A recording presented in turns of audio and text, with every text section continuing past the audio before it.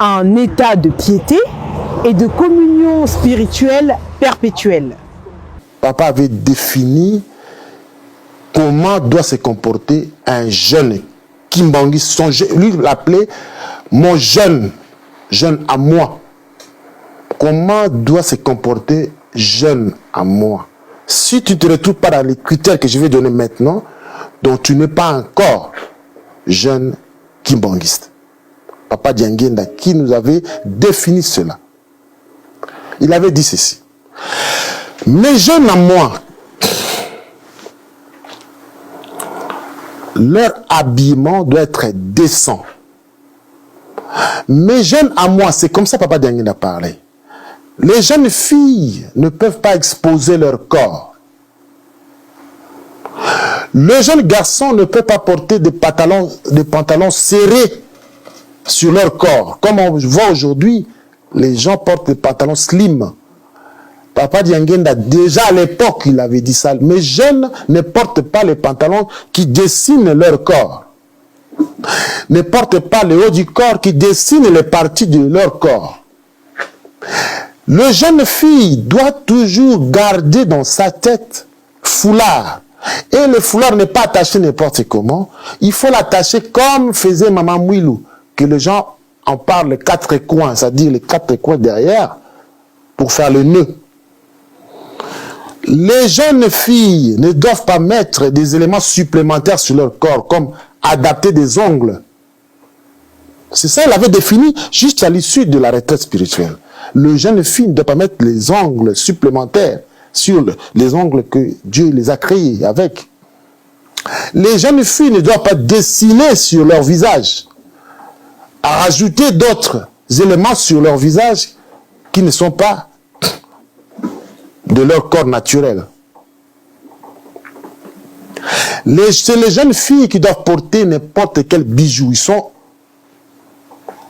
libres de porter les bijoux, mais les jeunes garçons, aucunement un garçon doit porter des bijoux comme des filles. Groumettes, médailles. Les jeunes garçons doivent porter que soit la montre comme j'ai porté, soit l'anneau pour le mariage.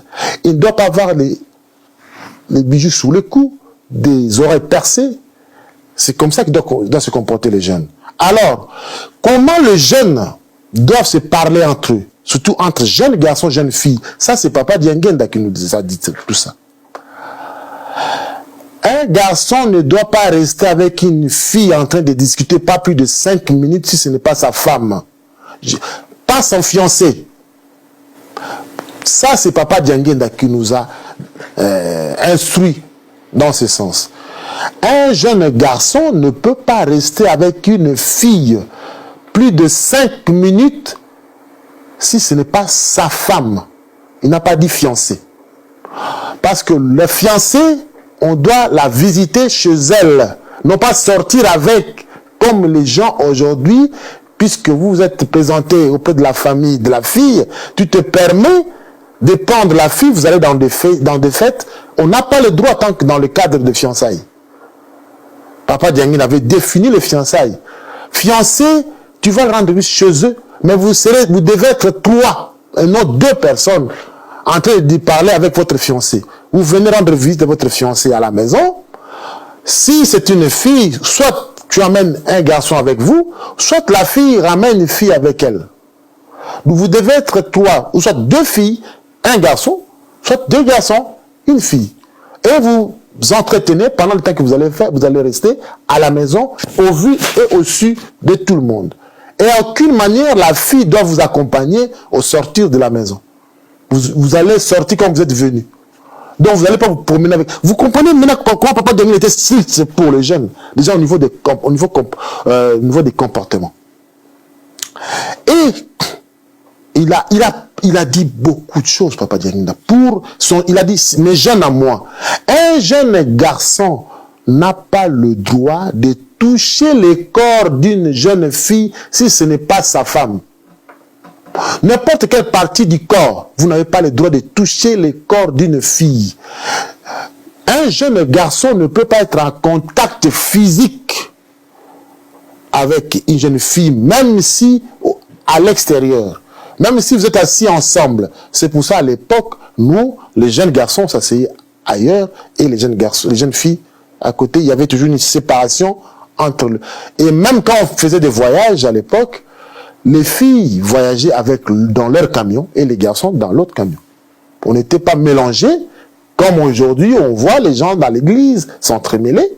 C'est interdit pour les jeunes de Papa Diangenda, pour dire les jeunes de Pasmeriman Kiangani. Ce sont les mêmes principes. Donc, Papa, il était très strict. Donc, par la réalisation. Est-ce que c'est là? Voilà le modèle de jeunes. Les modèles de jeunes de Papa. Et, il y a une chose aussi. Les garçons ne peuvent pas regarder les filles quand ils se retournent.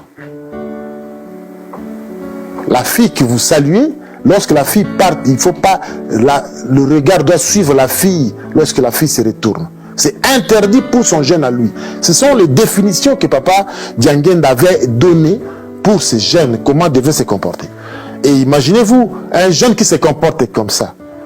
Pourquoi, lorsqu'il va faire la prière, et la prière ne sera pas exaucée? Parce qu'aujourd'hui, on ne sait pas. Tout le monde, on a un contact avec n'importe qui. Et parce que, si on comprend bien, Papa Diangenda, il a tout donné. Et ça, c'était pour, n'est-ce pas, cadrer, pour avoir une jeunesse efficace, pour l'aider. Parce que Papa Diangenda est spirituel. Papa Diangenda avait été spirituel. Il voulait construire des œuvres purement spirituelles. Maintenant, il construit avec des jeunes qui ne respectent pas les commandements, au niveau de l'église. Vous comprenez qu'il y a un problème. Il va offrir quoi à son père?